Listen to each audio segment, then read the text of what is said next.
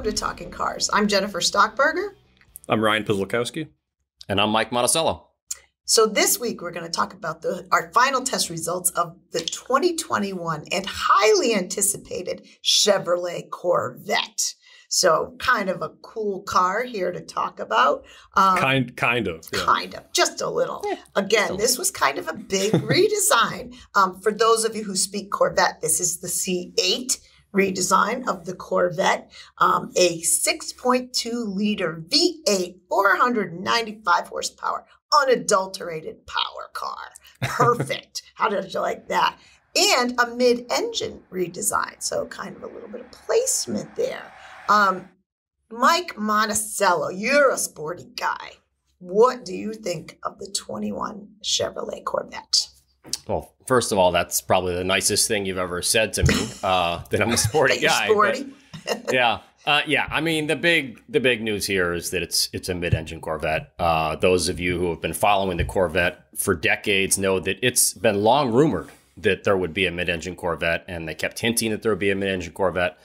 And then finally it's here. And you know what? It's absolutely amazing. There's no reason to think that, I mean, it may not be a Corvette in the old way that a Corvette was, front engine, rear drive. This is now mid-engine, but there's some real benefits to this. And this layout is, what all the exotic sports car makers have used for years, because it gives such amazing traction to the rear tires under acceleration. And my biggest gripe with the car is that you can no longer get the Corvette. This is the first Corvette you can't get with a manual transmission. I think that's a real shame. But as a driving machine, I'll just a quick anecdote here. We actually finished testing this car a while ago. And then due to various reasons and the fact that everyone wants to drive it, I hadn't been able to get in it for months. And I finally asked Big John, CR's chief mechanic, hey, can I just slide in there for, a few days before, we're probably going to kind of park it for the winter at some point here, because it has summer tires and it's a very low sports car. Anyway, I got back in it and I was just remembered how much I love this car. It is so fast. It is unbelievably quick. The quickest car we've ever tested. It's quicker than the last Model S that we tested that, previously, which is an all-electric sedan, if you don't know, previously was the fastest car we tested. This one beat it. And there's just so many, the way it handles, again, that mid-engine layout helps to have that great steering feel. You have a great forward view.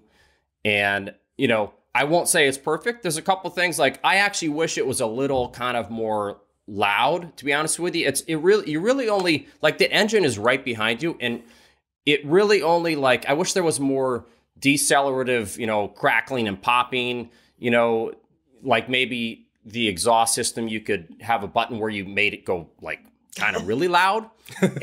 But the way this car is, it actually, I mean, I guess on the bright side, if you want to just drive it like a normal person and not annoy people, you just drive it easy on the throttle and it's not that loud.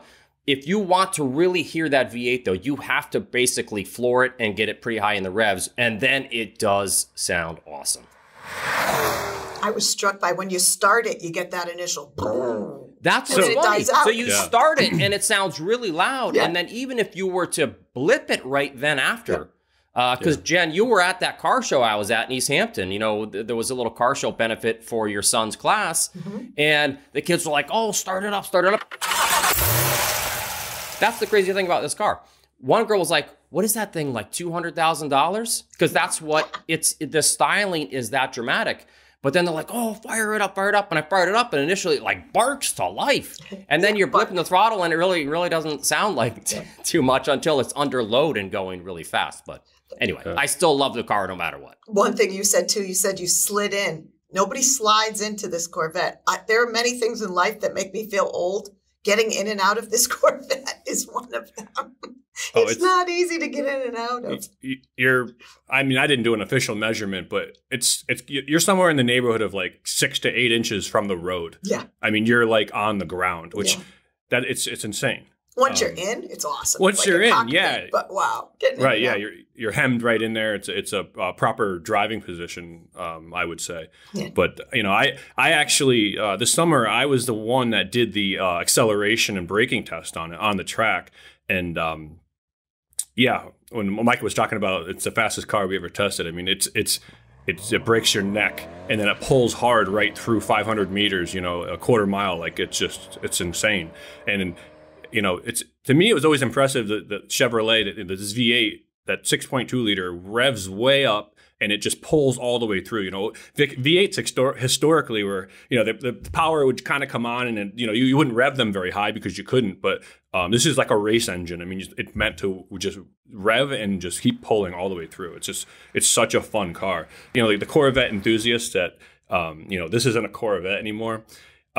It's a Corvette, and it's all of a Corvette. With you basically, when they maxed out the abilities of a front-engine, rear-wheel drive sports car with the previous C7 Corvette. That's a handful for a front-engine, rear-drive car because the weight is up front. Most of the weight's up front, and you have all this rubber and power in the back to propel it, and it can get a little dicey. This is the next best thing. This is the pinnacle of race cars. I mean, if you look at a proper, Le Mans or even an F1 car, the engine is centered in the middle of the vehicle to give it the best weight distribution, and that affects everything: handling, traction, braking. So that's where they had to go with this. And I think another rear drive Corvette with a little more horsepower would have been like, okay, you got to put more tires on it, or you got to do something else to get the traction on the road.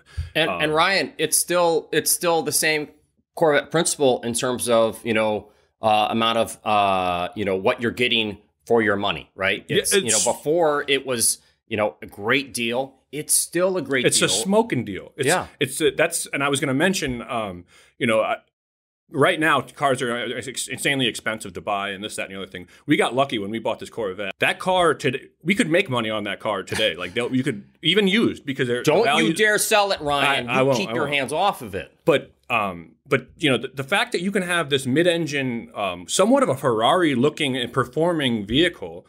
Maybe better in some aspects. We've never tested a Ferrari, but these are a European car of that same caliber would be $200,000-$400,000, maybe. We don't know. It's insane. So there's so much value there. It's tremendous. The other day I maybe took my last drive in it because it is starting to get cold, and people need to get in it and drive it before it gets cold. But I took a little video of me driving.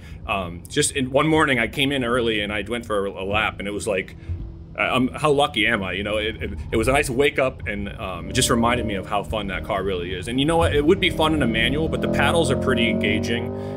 It's still pretty fun with the automatic. It shifts fast, and it's just a wild car.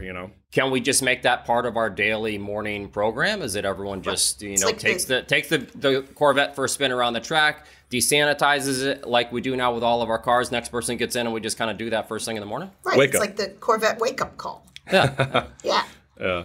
It's again, Ryan says we're lucky to have it, but it makes you one of those days where you're like, our jobs are pretty good. We'll keep those around. Yeah. I had two questions. Well, one thing I wanted to say, and Mikey.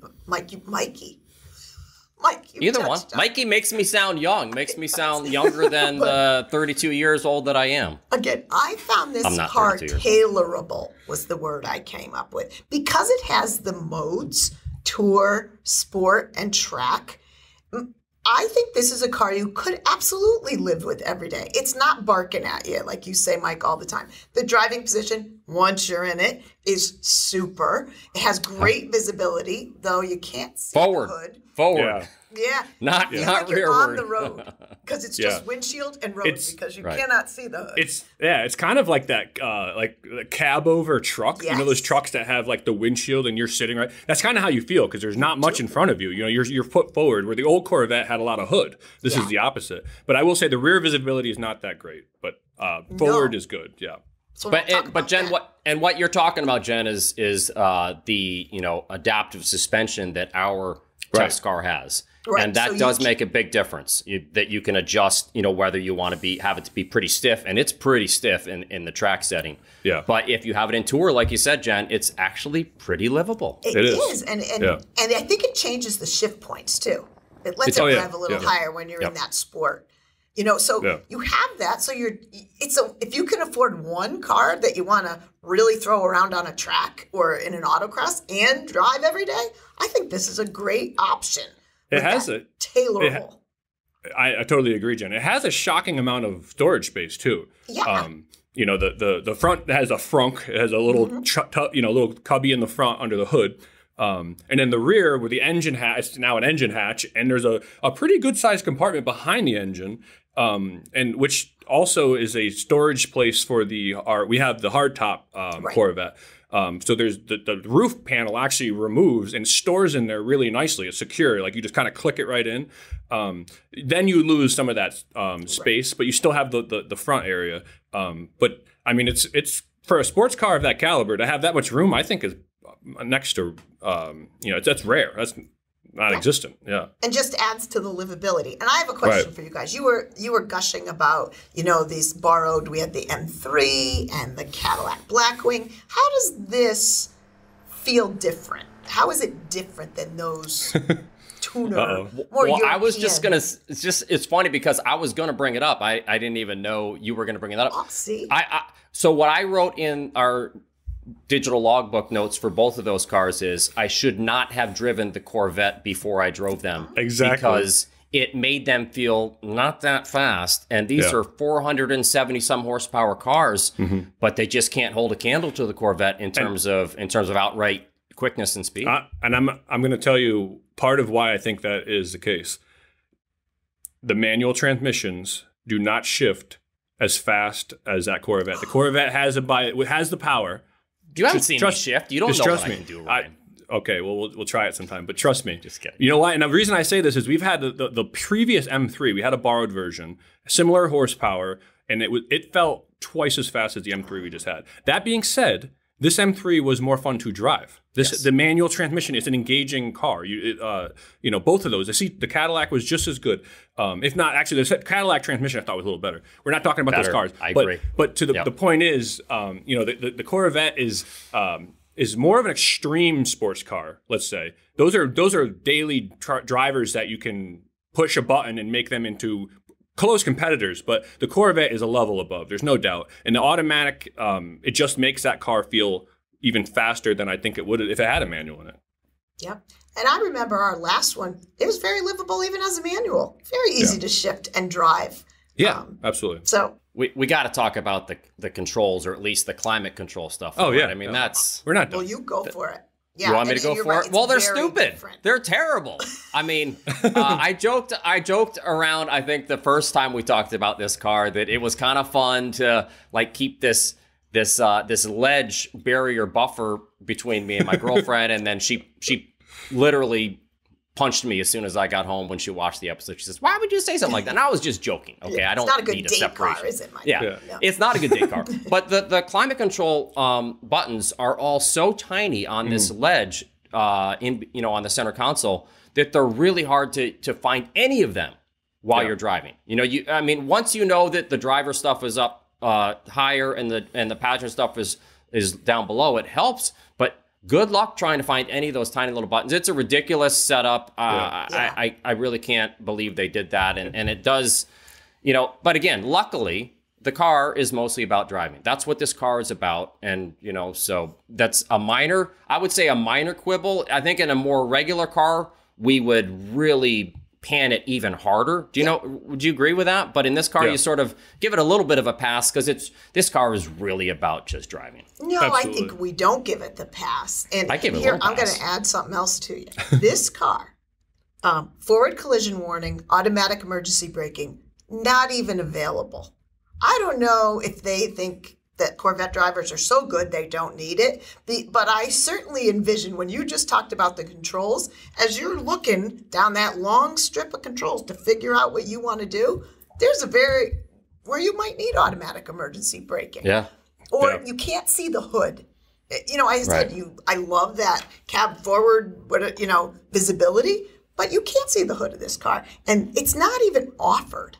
And I find that very disconnected in this world of, and I can see tuning it back a little bit maybe on this car, but certainly make it available. Well, and wait, I'm not done. Yeah. Considering you talked about rearward visibility and sideward, blind spot warning doesn't come standard either. So you got this backup camera, but blind spot warning on that sloping, you got a trim that's coming right up here. Why not give people those things? Again, fitting with a car you could use every day, not just for a track.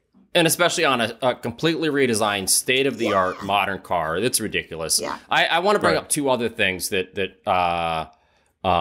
bother me. One, and you guys are going to make fun of me for this, but I just expect that.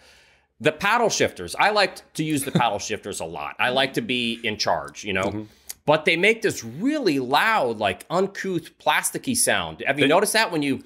They clack. Yeah, it sounds really cheap. And if you get, like, I've been kind of doing, a Mikey experiment lately where I get in other just regular cars to see how their paddle shifters sound. Admittedly, these paddles are huge. Yeah. But it sounds, I don't know how they let that one get out of the facility, sounding that cheap. Mm-hmm. And the other thing is the square steering wheel. I mean, it's not exactly square, but I think the steering wheel is ridiculous. Ryan, I'm curious what you think about it. It just feels weird in my hands. I just don't like it, and I don't like it when I start kind of shuffle steering as well. I totally agree. I this might be one of the first cars that I've driven with like a squarish steering wheel, whatever you want to call that. And yeah, it's not even for a high speed driving. Just in the parking lot and stuff. It's odd to have that like gap there. I mean, I've been driving for a few years anyway, and I'm used to a round steering wheel. It takes some getting used to. But I didn't care for that. And I know what you're saying about the paddles, that they do make that kind of a clacking sound. They're big, which I appreciate. They should be big, but they could have been like a little more high quality feeling. Yeah. I mean, I agree. Yeah, but the steering is very quick. So you don't have to go far, thankfully. Yeah, that's true. So certainly, I mean, we could go on all day, I think, on this Corvette, but certainly you'll find all the nitty gritty details on the consumerreports.org regarding our final test results of the Corvette. So we're going to go on to an audience question from Kevin. Keep those questions and 30-second video clips coming, talkingcars@icloud.com. So Kevin writes, if I replace my OEM tires, original equipment manufactured OEM, with ones that are the same size but from a different brand, do I still follow the same tire pressure recommended on the door sill, or are there alternative pressures for the new brand of tire? Luckily, Kevin, you've got Ryan here, and this is a very common misconception or question. So Ryan, what do you got for Kevin? Yeah, it's a great question. When you replace your tires with your car, on your car, we always tell people stick with the same type, size, and speed rating that came with the vehicle. You're going to use the same pressure that's on the vehicle's placard or in your owner's manual. This is because the vehicle from the factory was was designed with that size tire. That size tire requires a certain amount of pressure to optimize the vehicle's handling, but also hold the vehicle up. I mean, you're carrying a load on those tires. The tires need to be at that pressure, and that's across the board for all tires. So if any brand you went to within that same size, you'd have to keep the same pressures. The only time you would get away from that is if you were changing tire size and you were doing something funny. We don't recommend doing any of that. You can, if you start plus sizing and going to a bigger rim and a smaller tire. Technically, you should be keeping the same volume of air. So you would keep the same pressure, but that's a whole other story for another day. In his case, you want to keep the same pressure that the vehicle specifies on the placard. And good luck. I hope you have good luck with those tires. Yeah, and it makes it easy. Just stick with what you're doing already. Yeah. So again, thanks for the questions. Hope you enjoyed the episode, and we will see you next time.